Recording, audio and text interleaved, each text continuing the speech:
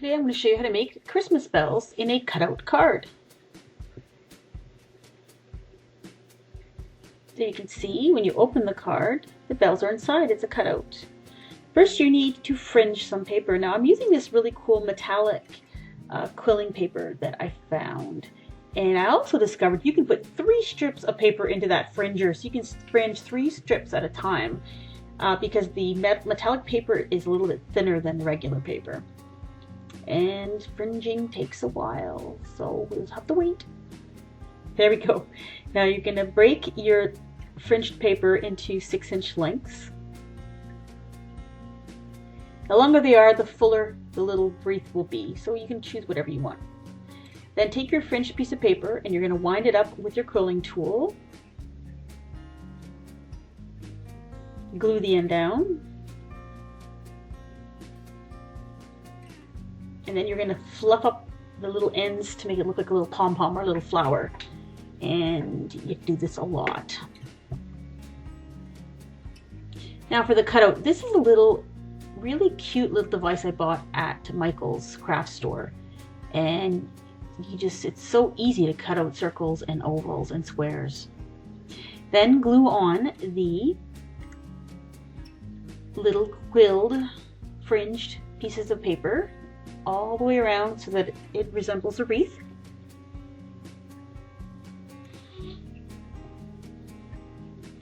Now you're going to make the bells.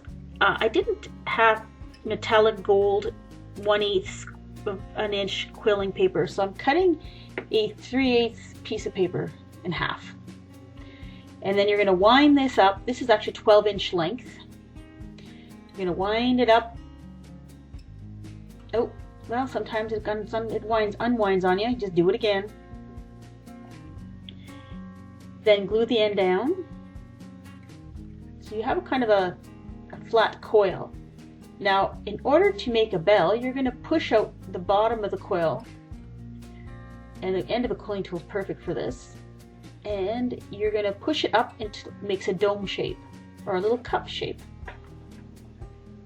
to make your bell.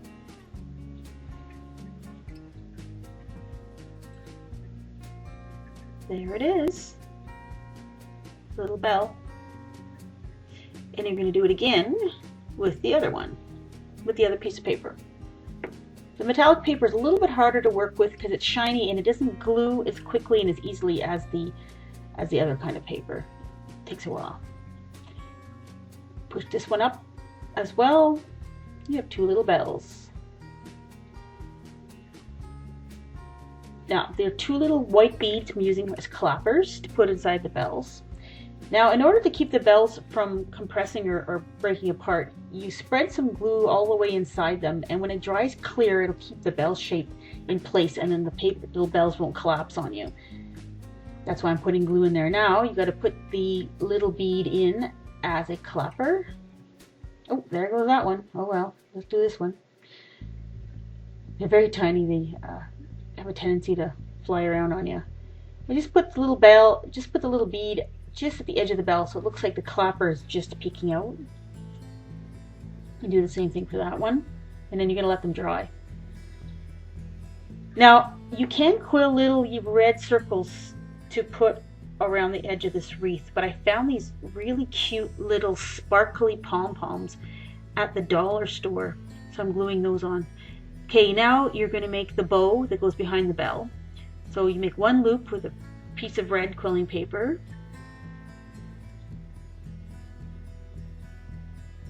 And then another loop. You're going to glue that down.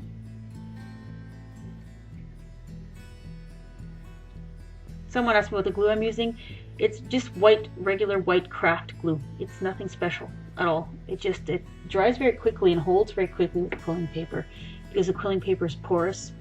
So there is the top part of the bow, and you're going to make the little pieces of the bow that come down.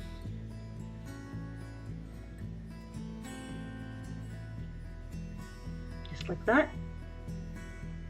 And then you're going to glue the little bells onto the top part of the bow and then the bottom. Now, of course I'm in a hurry as always, so I should have let the bells dry on the bow here. So they're going to come apart as soon as I lift it to put it on the bottom part here. See? So I just kind of improvise and stick them back on. Doesn't take long for this glue to dry, but you do have to let it dry a little bit. Okay, so there's the completed wreath. Put a little bit of glue in the center and put your bells and your bow in the middle.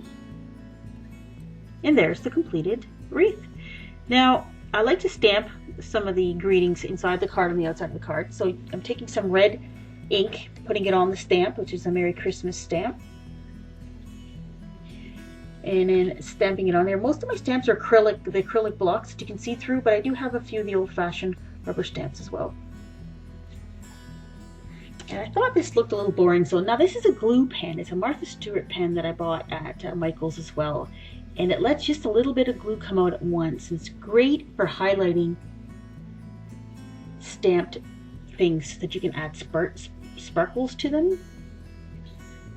So you put on it, shake off the excess, and it, oop, lost one of the little pom-poms. See that I'm talking about not letting things dry properly? But of course, when you want to do this all in one sitting, sometimes you don't feel like waiting, but that's okay. Just glue a little bugger back on there. Now this is another card I made. You'll notice the flowers, they're not pom-poms. These are little red poinsettias that I bought at the dollar store. So I used those to embellish this card. And you notice the bells are a little bit different. This is a different card altogether. I'm just showing you, I'm using the glue pen to highlight the Noel and putting some little sparkles on there. There we go. There's the completed cards, and the inside I glued some little gold colored reindeer, and in this one I put a joy stamp on it with some sprinkle embellishments.